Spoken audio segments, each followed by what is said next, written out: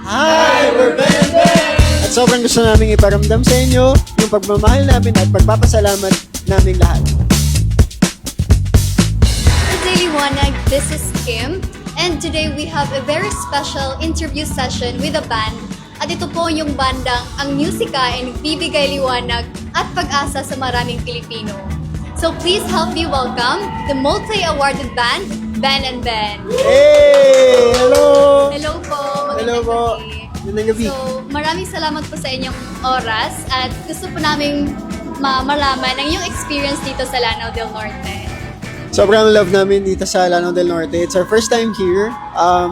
Pero sana hindi tayo yung last. Kasi sa short time namin na nakapag-ikot kanina, tapos kagabi rin sa first day ng show namin, mararamdaman mo yung warmth ng mga taga-Lanao. Yung pagmamahal, yung energy, yun. Grabe yung show kagabi. Sobrang ibang klase yung energy. And alam mo, last show namin to of 2025 and it's very worth it. Tsaka yung food din.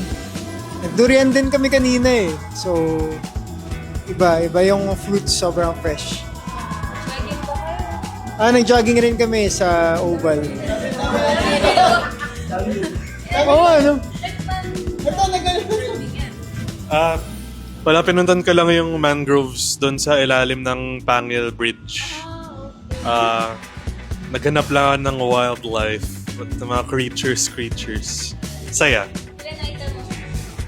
Here in Lanao del Norte, I have seen 20 species of birds. Wild birds. So, dami dito. Very nice. Wala talaga. So last night kami ng si JP kasama namin sa punta kami ng perya kami. So masaya. Well, lahat kami nag-enjoy.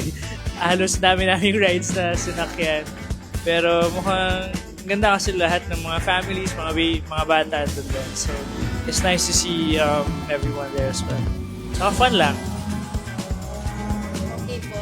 Okay, so since this is your first time performing in Lanao del Norte po, what does it mean to you to bring your music to a province full of stories, faith, and culture? Or ano po ang pakiramdam mag-perform dito sa Lanao del Norte?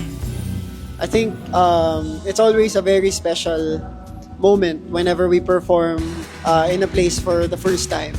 Because not just because we get to share our music, but most especially, we also learn a lot about yung mga taong nakatira doon sa place na yun, yung culture, kaya mahilig din kami mag-ikot kasi gusto naming ma-experience ba yung kabuuhan ng isang lugar.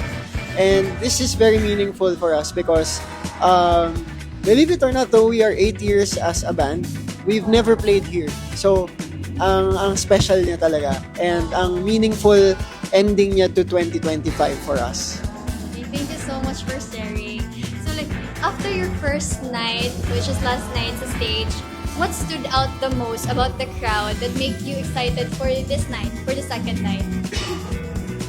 I think everybody would agree na pag first time talaga namin sa isang place, iba yung energy. Pero mas iba pa yung energy last night. I think, sabi nga ni Migs, like, we've been here sa industry for the past 8 years, pero sa tagal namin, di pa namin napupuntahan to.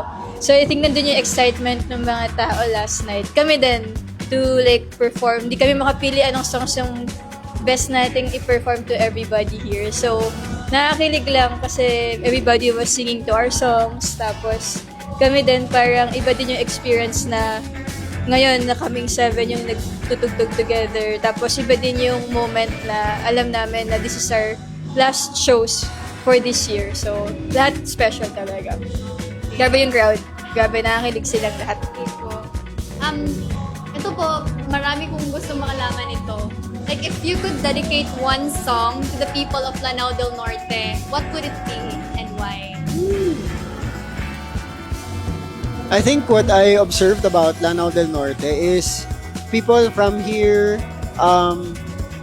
really love being here. I think like and so sa mga taong, lalo na yung mga taong kailangang umalis maybe for work or for travel, ganyan. Lalo na ngayong Christmas season at magsisiuwian yung mga tao.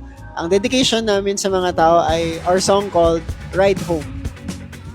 Yes. Yan yung sa akin. Kayo ba? May... Same. Okay. So this is for the last question ako. So, as you leave Lanao del Norte, what lesson or inspiration will you take with you from experiencing our culture or experiencing Lanao del Norte? Ako, gratefulness. Kasi parang yung na-experience din namin sa pag-meet ng mga tao dito. Parang, iba yung kapag grateful ka sa mga blessings tsaka sa mga bagay na meron ka sa harap mo. And maganda siyang lesson na baunin as we end 2025 actually. So, I'd love to hear that. And I'm sure gusto lang nilang marinig yan. So, thank you so much for the music and the memories. And as we end this interview, I also want to say that on behalf of me and whole province of Lanao del Norte, we wish you continued success in your career. And may your music continue to inspire more people. And also advance Merry Christmas and have a prosperous New Year ahead. Thank you so much. thank you. Merry Christmas, Lanao del Norte!